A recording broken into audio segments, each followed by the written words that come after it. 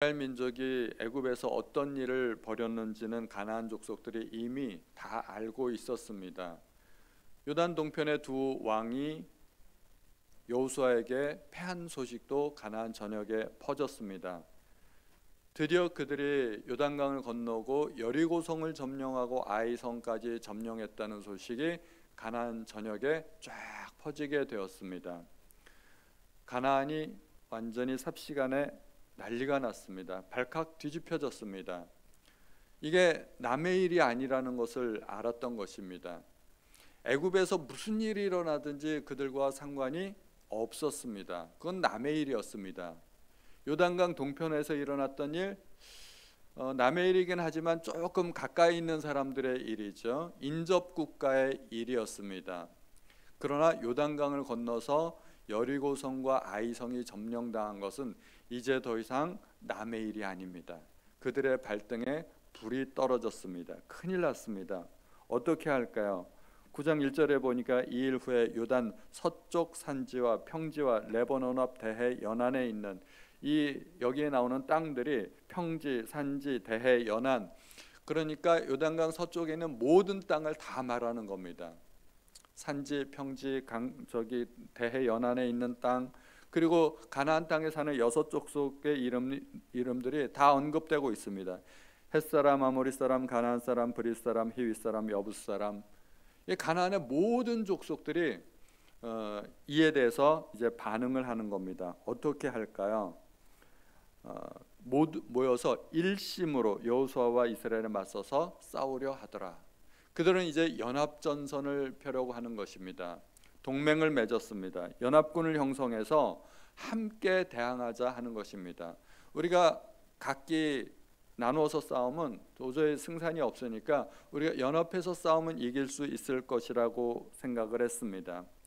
그런데 기브온 주민들은 생각이 달랐습니다. 기브온 주민은 히위 족속의 일부이죠. 히위 족속 중에 기브온 지역에 사는 사람들입니다. 그들도 원래는 진멸의 대상이었습니다. 그런데 그들은 다른 6족속들과 달리 싸우려고 하지 않고 어떻게든 이스라엘과 화친조약을 맺으려고 노력하는 것입니다. 싸우려고 하지 않습니다. 만약에 여리고성과 아이성까지 점령당했다면 그들은 당할 수 없겠구나 하는 생각을 했을 것입니다. 그래서 꾀를 내어 사신을 보냅니다. 사신을 보내는데 처음부터 헤어져서 찢어진 전대, 포도주 가죽도 기운 그런 포도주 가죽, 다 떨어진 신발, 헤어진 옷, 곰팡이가 난 빵, 하여튼간 남루한 그런 옷차림을 하고 그런 행색을 하고 이스라엘 진영에 다가가는 것입니다. 이러한 위장을 하는 것은 그들이 마치 먼 곳에서 온 것처럼 꾸미는 것입니다. 일종의 사기극이죠. 먼 곳에서 왔다고 하면 이스라엘과 직접적인 관련이 없는 족속이기 때문에 굳이 전쟁을 할 이유가 없기 때문입니다. 그래서 그들은 그렇게 여호수아와 이스라엘 백성들과 화친하겠다고 왔습니다. 당연히 속임수죠. 그리고 조약을 맺은 후 불과 3일 만에 그들의 거짓말이 밝혀졌습니다. 그러면 조약이 무효가 될까요? 하나님의 이름으로 맹세한 이 조약은 무효가 될 수 없습니다. 어쨌든 지켜야 됩니다. 기브온 족속이 속임수를 쓰기는 했지만 먼 곳에서 왔다는 그런 내용이 조약서에 일일이 다 들어있지는 않을 거고 그냥 서로 화친한다 이런 조약이 있었을 뿐일 것입니다. 하나님의 이름으로 맹세한 그 조약이 만약에 무효가 된다면, 이스라엘 민족이 그 조약을 어긴다면 그 소문이 또한 퍼질 것입니다. 저 이스라엘 민족은 자기네 하나님의 이름으로 맹세하고도 지키지도 않는다 그러면서 하나님의 이름이 욕되게 될 것입니다. 그래서 그 언약을 반드시 지켜야 됩니다. 그런데 이 언약을 깬 사람들이 있어요. 깬 사람이 누구냐 하면 훗날 사울입니다. 사울이 기브온 사람들을 잡아서 죽이거든요. 그래서 그 징계가, 하나님의 징계가 이상하지만 다윗 때에 나타납니다. 다윗 때 3년간 기근이 있어서 다윗이 하나님 앞에 기도했더니 사울이 그 언약을 깼다는 사실이 밝혀지는 거예요. 그래서 기브온 족속의 요구대로 사울의 아들들 가운데서 7명을 목매달았더니 문제가 해결되었습니다. 하나님의 이름으로 된 조약은 절대로 지켜야 되는 것입니다.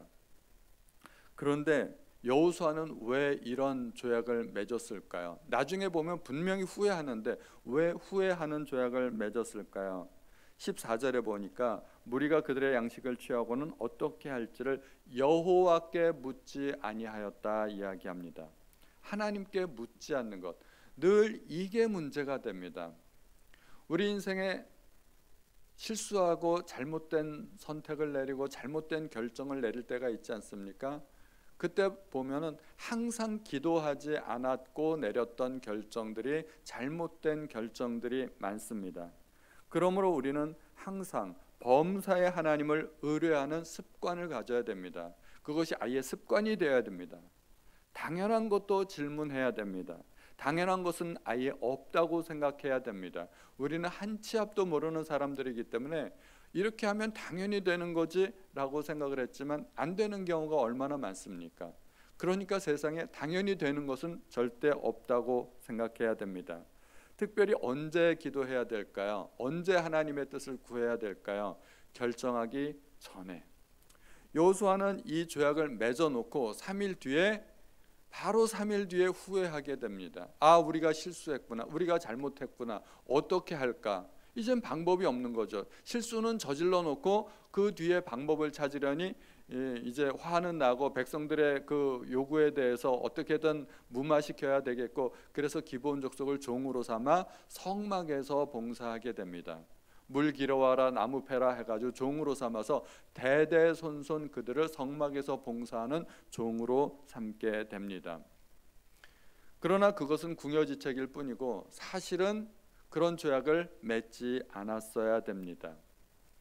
하나님의 뜻을 먼저 구했어야 되는데 결정하고 나서 어떻게 할까요 하면은 늦었다는 거죠. 그러니까 언제 기도해야 될까요? 언제 하나님의 뜻을 구해야 될까요? 결정하기 전에. 이 기도의 타이밍도 있습니다. 타이밍이 굉장히 중요합니다. 그들이 기도하지 않았던 이유는 무엇일까요? 이 조약에서 우리나라식으로 이제 조약서 쓰고 그 바로 밑에 갑, 을을 정하지 않습니까? 누가 갑일까요? 여호수아가 갑일까요? 기브온 족속이 갑일까요? 여호수아가 갑이죠. 예. 여호수아가 갑이고 기브온 족속이 을입니다. 이게 우리식의 표현이죠. 여호수아가 무슨 조건을 내밀든지 그들은 수용을 할 겁니다. 심지어 조약서를 다 작성하고 나서도 너희가 우리의 종이 되어야 하리라 그러니까 기브온 족속이 그것도 다 수용합니다. 당연히 여호수아가 갑입니다. 이스라엘 민족이 갑입니다. 무슨 조건을 내밀어도 그들은 다 수용을 할 수밖에 없습니다. 이스라엘 민족이 유리할까요? 기브온 족속이 유리할까요? 이스라엘 민족이 유리하죠. 당연히 유리한 일인데 기도할 필요 있을까요? 기도 안 해도 된다고 생각했던 것입니다. 우리가 갑인데 왜 기도해? 만약에 그들이 을이었다면 어땠을까요?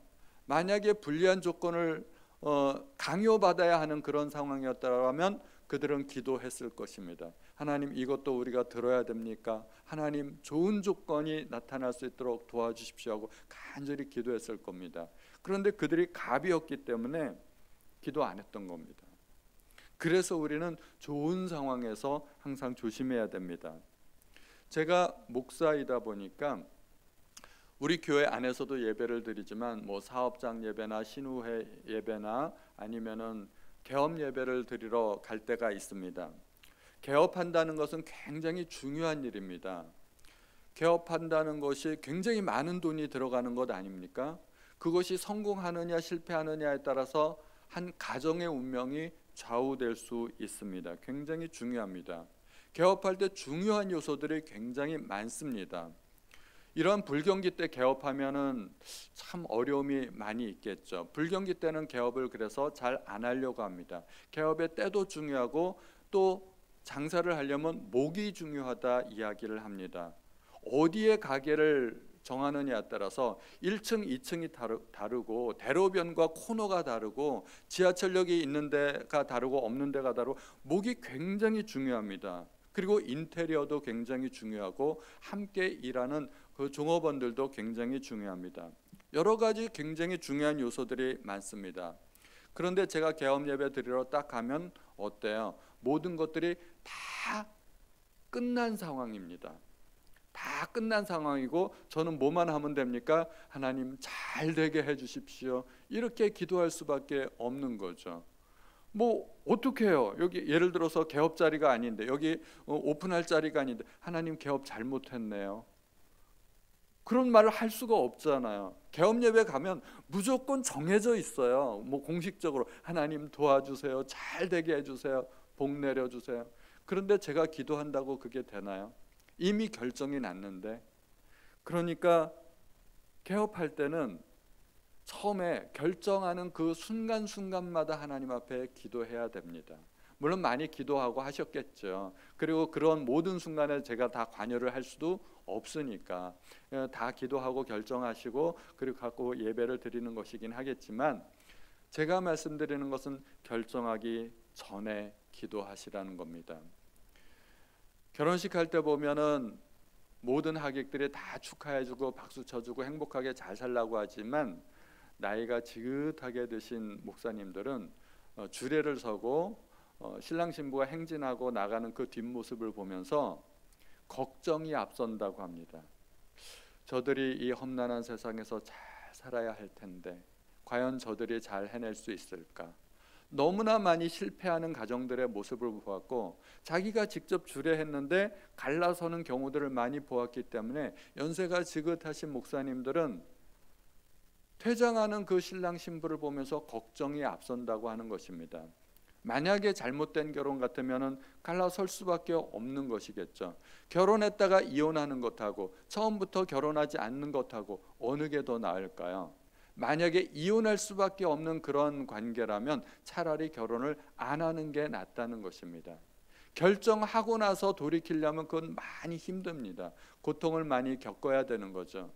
그래서 결정하기 전에 기도하는 것이 중요하다는 것입니다. 제가 아는 한 목사님, 미국에서 선교하시는 목사님인데 한국 목사님이시죠. 제가 젊었을 때 저희 교회 와서 부흥 집회를 인도하면서 한번 간증을 하시는데, 총각 시절에, 그러니까 전도사 시절에 한 자매와 교제를 했습니다. 자매와 교제를 하는데 어느 날 하나님의 음성이 들리더라는 거예요. 하나님께서 자기 마음속에 말씀하시는데, 너는 왜 남의 부인이랑 놀고 있냐? 하나님께서 그러시더라는 거예요. 목사님은 깜짝 놀랐죠. 남의 부인이라뇨?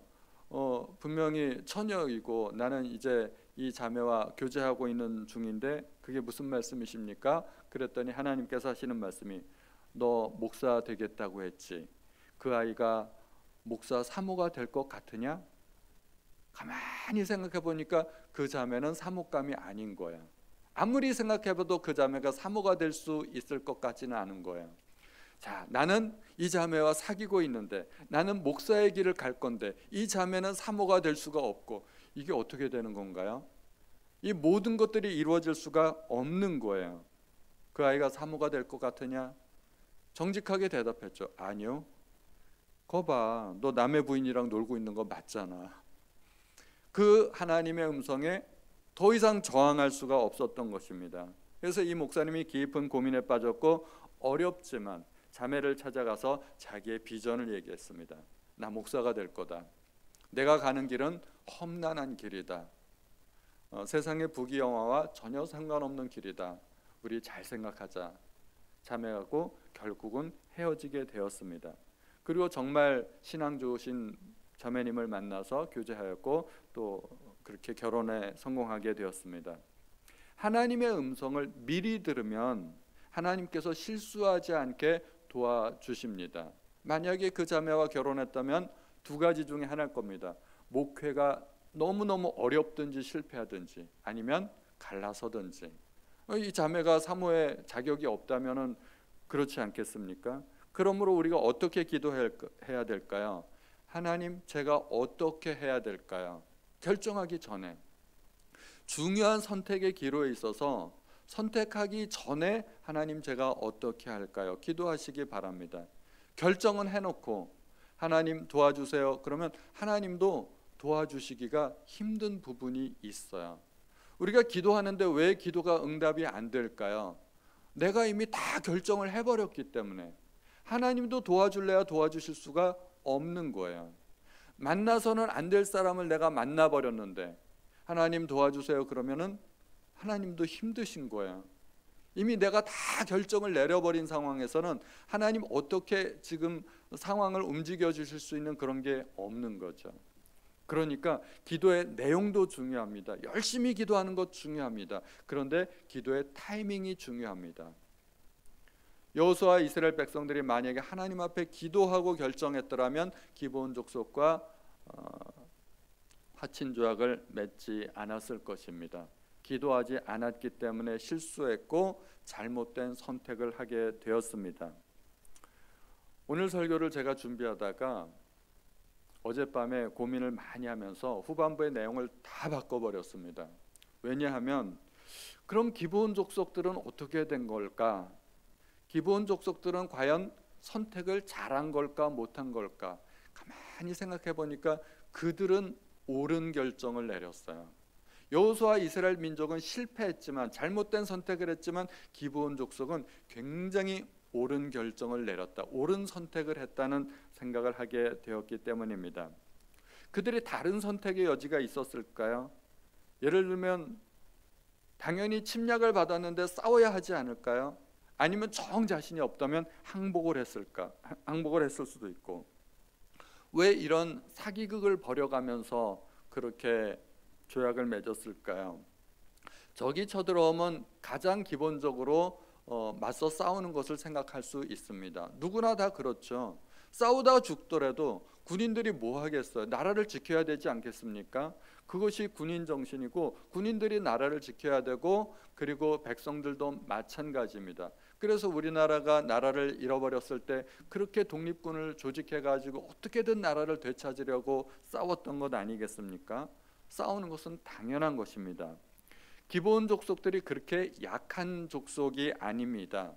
여호수아 10장 2절에 보면 기브온은 왕도와 같은 큰 성이며 아이보다 크고 그 사람들은 다 강하다고 하였습니다. 기브온 족속이 굉장히 강한 사람들입니다. 그래서 단순히 질의 겁을 먹고 포기한 것이 아닙니다. 게다가 가나안 6족속들이 연합전선을 펴지 않았겠습니까? 연합군을 형성했다면 충분히 싸워볼 여지가 있습니다. 해볼 만한 전쟁입니다. 그러므로 여리고성이 함락당했다는 소식을 듣고 낙담해서 포기한 것이 아닙니다. 그들이 무서워한 것이 있습니다. 진짜 두려워한 것이 있습니다. 그들이 전쟁을 포기하게끔 만든 진짜 원인은 이스라엘 민족이 아니라 그 뒤에 누가 있었는지를 알았기 때문입니다. 오늘 본문의 9장 9절에 보면 그들이 여호수아에게 대답하되 종들은 당신의 하나님 여호와의 이름으로 말미암아 심히 먼 곳에서 왔사오니 이는 우리가 그의 소문과 그가 애굽에서 행하신 모든 일을 들으며 또 그가 요단 동쪽에 있는 아모리 사람의 두 왕들 곧 헤스본 왕 시온과 아스타로스에 있는 바산 왕 옥에게 행한 모든 일을 들었음이니이다. 기브온 주민들이 딱 내놓는 대답이 뭐예요? 여호와 하나님의 이름을 언급합니다. 우리는 하나님에 관한 소식을 들었다는 것입니다. 애굽에서 행하신 그 하나님의 놀라운 이적을 다 들었고 요단 동쪽의 두 왕들을 치셨다는 소식을 들었던 것입니다. 요단 동쪽의 두 나라를 정복한 것이 이스라엘 민족의 능력이 아니고 하나님께서 그 일을 행하셨다고 인정하는 것입니다. 그러므로 그들이 하나님을 믿은 것일까요? 안 믿은 것일까요? 하나님을 믿은 겁니다. 하나님이 하셨다고 그들이 고백하고 있습니다. 그들에게는 하나님에 대한 믿음이 있었고 신앙이 있었습니다. 라합이 두 정탐꾼을 만났을 때 뭐라고 했나요? 이는 너희가 애굽에서 나올 때 여호와께서 너희 앞에서 홍해물을 마르게 하신 일과 너희가 요단 저쪽에 있는 아모리 사람의 두 왕 시혼과 옥에게 행한 일 곧 그들을 전멸시킨 일을 우리가 들었음이니라. 라합도 그 얘기를 하고 기브온 사람들도 그 얘기를 하고 지금 둘이 똑같은 얘기를 하고 있는 것입니다. 하나님께서 하신 일이다. 라합의 신앙을 우리가 인정하지 않습니까? 이 말이 라합의 신앙 고백이라면 기브온 주민들도 똑같이 지금 신앙 고백을 하고 있는 것입니다. 다만 그것을 표현하는 방법이 달랐을 뿐입니다. 기브온 족속들도 하나님께 대한 신앙이 있었습니다. 기브온 주민이 만약에 속임수를 쓰지 않고 정식으로 항복을 했으면 어땠을까요? 항복하고 차라리 정정당당하게 그렇게 들어가서 살면 어땠을까? 그들이 어떤 방법으로 알았는지는 모르지만 사실 항복은 통하지 않습니다. 여호수아가 이야기하지 않습니까? 너희가 우리 가까이 사는 것 같으니 우리가 너희와 어떻게 화친할 수 있겠느냐? 보아하니 너희가 가까이 있는 족속 같은데 우리는 너희를 진멸하러 왔지 화친하러 온 것이 아니다라고 이야기하는 것입니다. 이미 작정하고 가나안 땅에 들어온 것입니다. 하나님께서 가나안 족속들을 진멸하라고 하나님께서 명령하셨습니다. 신명기 20장에 신명기는 모세 글이죠. 모세가 이렇게 이야기했습니다. 곧 헷 족속과 아모리 족속과 가나안 족속과 브리스 족속과 히위 족속과 여부스 족속을 내가 진멸하되 내 하나님 여호와께서 내게 명령하신 대로 하라. 이미 여호수아 때부터 전달된 하나님의 메시지였습니다. 변경할 수가 없는 겁니다. 그래서 그들은 마치 먼 곳에서 온 사람들인 것처럼 속임수를 썼던 것입니다. 싸울 수도 없고 항복도 안 되고 방법은 이것밖에 없다는 생각을 하게 된 것입니다. 이스라엘이 홍해를 건넜고 요단 동편의 두 나라를 점령했다는 사실은 라합과 기브온 주민들만 알고 있었던 사실이 아닙니다. 이미 가나안 전역에 싹 퍼져 있던 그런 누구나 알고 있는 사실이었습니다. 그들의 공통된 반응은 무엇이었을까요? 이스라엘 민족이 애굽에서 엄청난 일을 벌였는데 요단 동편의 두 나라를 점령했는데 이제 요단강까지 건넜다. 그 소식을 들은 가나안 주민들의 반응은 무엇이었을까요? 두려움입니다. 왜냐하면 이제 남의 일이 아니기 때문에. 라합이 이렇게 이야기합니다. 말하되 여호와께서 이 땅을 너희에게 주신 줄을 내가 아노라. 우리가 너희를 심히 두려워하고 이 땅 주민들이 다 너희 앞에서 간담이 녹나니. 라합이 한 말입니다. 그 두 정탐꾼이 돌아가서 여호수아에게 보고합니다. 요단 서쪽의 아모리 사람의 모든 왕들과 해변의 가나안 사람의 모든 왕들이 여호와께서 요단물을 이스라엘 자손들 앞에서 말리시고 우리를 건너게 하셨음을 듣고 마음이 녹았고 이스라엘 자손 때문에 정신을 잃었더라. 이것이 정탐꾼들의 보고였습니다. 그리고 10장에 가서 가나안 주민들의 그 반응이 나오는데 그때 여호수아가 아이를 빼앗아 진멸하되 여리고와 그 왕에게 행한 것과 같이 아이와 그 왕에게 행한 것과 또 기브온 주민이 이스라엘과 화친하여 그 중에 있다함을 예루살렘 왕 아도니세덱이 듣고 크게 두려워하였으니. 하여튼간 공통된 반응은 두려움입니다. 큰일 났다는 것입니다.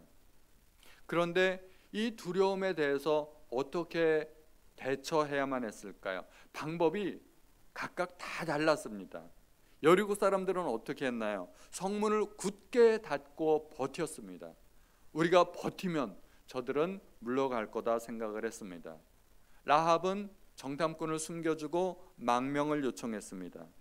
가나안 6족속은 연합전선을 구축해서 싸우려고 합니다. 기브온 주민들은 사기극을 벌였습니다. 똑같이 두려워했는데 반응들이 다 달랐던 것이죠. 라합과 기브온 주민의 공통점이 있습니다. 라합은 망명을 요청하고 기브온 주민은 사기극을 벌였는데 똑같은 원인은 살기 위해서였습니다. 어떻게 해서든 살기 위해서 나름대로 방법을 생각한 것입니다. 그런데 살기 위해서 여리고성 사람들은 성문을 굳게 닫았죠. 가나안 족속은 동맹을 맺었죠. 무슨 차이가 있을까요? 그들은 자기 나름대로 방법을 구사했지만 잘못된 선택이었던 것입니다. 라합과 기브온만이 올바른 선택을 했습니다. 그들이 올바른 선택을 하게 된 근본적인 동기는 무엇일까요? 신앙 때문입니다. 그들의 마음속에 신앙이 있었기 때문에. 그래서 대적하려고 하지 않고 싸우려고 하지 않고 버티려고 하지 않고 화친하려고 했었던 것입니다. 하나님께 대한 믿음입니다. 어떻게 해서든지 여호수아 앞에만 나아갈 수만 있다면 살 수 있을 것이라는 생각을 가졌던 것입니다. 여호수아, 히브리식 이름이죠. 헬라식으로 발음하면 어떻게 되는지 아세요? 여호수아가 예수가 됩니다. 예수, 호세아, 여호수아, 예수 다 같은 이름입니다. 이 사건을 상징적으로 보면은 문제를 가지고 예수 앞에 나왔더니 구원받았더라 하는 그런 이야기가 되는 겁니다. 이게 신약적으로 보면 그렇게 되는 것입니다. 12해를 혈루증으로 앓던 여인은 아무도 모르게 예수의 등 뒤로 와서 옷가를 만졌습니다. 수로보니게 여인은 개 취급을 받으면서도 포기하지 않고 요청했더니 답을 받았습니다. 두 여인이 예수님께 나아간 방법은 달랐습니다. 그러나 공통점은 그들에게는 믿음이 있었다는 것입니다. 그리고 그 믿음대로 응답받았습니다. 기본 주민은 단지 이스라엘만을 본 것이 아니라 그 뒤에 역사하시는 하나님을 보았습니다. 하나님과 싸워서 절대로 이길 수 없다는 사실을 알았습니다. 그래서 꾀를 내었다고 성경에서 이야기합니다. 꾀라는 말은 순수한 우리말이죠. 한자로 이야기하자면 이것이 지혜입니다. 하나님을 만나기 위해 연구하고 고민했더니 방법이 생겼다는 것입니다. 그 지혜는 저는 아마도 하나님께서 주신 지혜가 아닐까 생각이 됩니다. 하나님께서 라합을 살리기 위해 정탐꾼을 보내주셨듯이 기브온 주민들을 살리기 위해 그들에게 지혜를 주셨던 것입니다. 그 지혜가 이스라엘 민족에게는 속임수였지만 기브온 사람들에게는 그것이 지혜였고 용기였고 신앙이었습니다. 예레미야 29장 13절 너희가 온 마음으로 나를 구하면 나를 찾을 것이요 나를 만나리라. 하나님을 찾으면 만나게 되어 있습니다. 하나님께서 방법을 알려주십니다. 겉으로는 드러나지 않지만 그것이 인간적인 지혜처럼 보이지만 하나님께서 결국 그들을 만나 주셨던 것입니다. 예수님을 만나기 위해 수단 방법을 가리지 않던 사람들이 있었습니다. 한 중풍병자가 있었고 4명의 친구들이 있었는데 어떻게 해서든지 예수님을 만나고 싶었는데 줄이 길어요. 하루 종일 걸리겠어요. 그래서 어떻게 했어요? 변칙을 썼죠. 지붕 위로 올라가서 지붕 뚫고 들것에 달아서 내렸습니다. 이게 무슨 짓이에요? 질서를 위반하고 기물 파손하고 참 사람들 보기에 얼마나 황당하겠습니까? 그런데 주님은 그들의 믿음을 보시고 중풍병자를 고쳐주셨습니다. 삭개오는 예수님을 만나기 위해 뽕나무 위에 올라갔습니다. 자기가 보니까 사람들이 너무 많아요. 게다가 자기는 키가 작아요. 키라도 컸으면 뒤에서라도 볼 수 있는데 그래서 생각한 방법이 뽕나무 위에 올라갔던 것입니다. 주님께서 삭개오를 만나 주셨습니다. 그 집에서 하룻밤을 유하시면서 오늘 구원이 이 집에 이르렀다고 말씀하셨습니다. 혈루증을 앓던 여인처럼 뒤에서 몰래 다가간 여인도 있고 바디메오처럼 큰 소리로 예수님을 불렀던 사람도 있었습니다. 주님 앞에 나아갔던 사람들은 각기 방법이 다 달랐습니다. 자기 나름대로 방법을 찾았습니다. 그러나 그들의 공통점은 문제가 해결되었다는 것입니다. 그들의 믿음대로 되었다는 것입니다. 주님 앞에 나아간 사람치고 응답받지 못한 사람이 어디 있었나요? 성경에는 그런 예가 없습니다. 주님 앞에 간절히 매달린 사람치고 응답받지 못한 사람이 한 사람도 없었습니다. 우리에게 문제가 있다면 어떻게 해야 될까요? 우리에게도 여호수아가 있습니다. 우리의 여호수아 대신 예수님 앞에 나아가야 됩니다. 어제 금요예배 설교가 탕자에 관한 이야기였습니다. 탕자가 나중에 문제가 많이 생겼죠. 그 모든 문제는 아버지 앞에 나아가는 순간 다 해결이 되었습니다. 더 이상 돼지들이 먹는 그 쥐염 열매를 먹지 않아도 되었습니다. 더 이상 굶어 죽을 걱정을 하지 않아도 되었습니다. 또 유익원 목사님 개인 간증도 있었는데 할아버지께서 아버지에게 종종 하셨던 말씀, 네가 애비가 없냐 애미가 없냐 뭐 그런 말씀을 하셨다는데 부모가 있는데 무슨 걱정을 하느냐 하는 그런 얘기죠. 부모가 있으면 부모가 다 알아서 해결해 줄 텐데. 그래서 어떤 목사님이 간증을 하는데 그 아버지 앞에서 한 번은 큰 한숨을 쉬었더랍니다. 에휴 하면서 한숨을 쉬었는데 아버지가 너는 어떻게 아버지 앞에서 그렇게 한숨을 쉬느냐 그리고 책망을 하시더랍니다. 부모가 있으면 우리가 하지 않아도 될 걱정을 괜히 할 필요가 없다는 것이겠죠. 갈라디아서의 말씀을 보면 너희가 아들임으로 하나님이 그 아들의 영을 우리 마음에 보내사 아빠 아버지라 부르게 하셨느니라. 아바 아버지, 아빠 아버지. 우리 하나님을 아빠라고 부를 수도 있고 아버지라고도 부를 수 있다는 것입니다. 그런데 우리는 하나님을 아버지라고 부르면서 살기는 고아처럼 살아요. 마치 아버지 없는 사람처럼 그렇게 살아요. 학비도 용돈도 내가 다 벌어야 되고 의식주도 내가 해결해야 되고, 참 우리는 재벌 아버지를 두고 너무 궁핍하게 살아가는 것 같지 않습니까? 이제 우리는 하나님을 의지하며 사는 법을 배웠으면 좋겠습니다. 여호수아서를 보니까 내용은 딱 그거더라고요. 네 힘으로 사는 게 아니야. 하나님의 능력으로 살아야 돼. 네 힘으로 가나안 땅 들어가는 거 아니야. 하나님의 능력으로 젖과 꿀이 흐르는 땅을 얻는 거야. 이 여호수아서를 쭉 묵상하다 보니까 그냥 처음부터 끝까지 하나님께서 저에게 주시는 메시지가 그것이었습니다. 우리가 하나님을 남의 아버지로 생각하지 말고 나의 아버지, 나의 친아버지라고 생각하고 하나님 앞에 구하여야 하겠습니다. 예수님도 말씀하십니다. 너희가 악한 자라도 좋은 것으로 자식에게 줄 줄 알거든 하물며 하늘에 계신 너희 아버지께서 구하는 자에게 좋은 것으로 주시지 않겠느냐. 이 말씀이 저와 우리 모든 성도님들에게 큰 위로가 되고 또 능력이 되고 힘이 되시기를 축원드립니다. 우리 함께 기도하는 시간을 가지겠습니다. 우리의 인생의 어려운 순간을 만날 때마다 하나님을 의지하시기 바랍니다. 하나님 나를 도와주시고 하나님 나에게 지혜를 주셔서 내가 딴 것 바라보지 않고 하나님만 의지하는 지혜를 저에게 주시기 바랍니다. 나에게 하나님께 나아갈 수 있는 방법을 알려주옵소서. 우리가 기도하는 신앙을 가질 수 있도록 하나님 도와주시기 바랍니다. 하나님, 기도는 나의 인생의 마지막 수단이 아니라 첫 번째 수단이 되어야 합니다. 하나님 앞에 가장 먼저 기도하는 주의 백성들 될 수 있도록 도와주옵소서. 우리 다 같이 주여 한번 큰 소리로 부르고 합심해서 기도하시겠습니다. 주여! 하나님, 이 시간에 하나님께서 우리에게 주신 귀한 말씀을 인하여서 하나님 앞에 감사드립니다.